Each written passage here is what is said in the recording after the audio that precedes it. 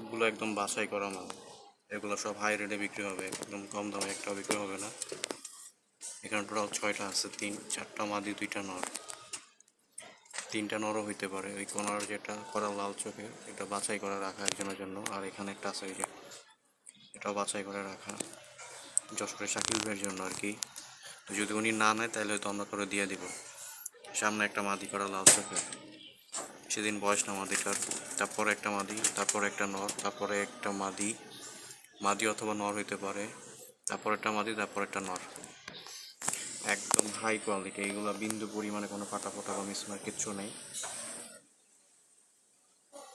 তো এগুলো হাই প্রাইজে বিক্রি হবে, কম দামে এগুলো বিক্রি হবে না একটাও।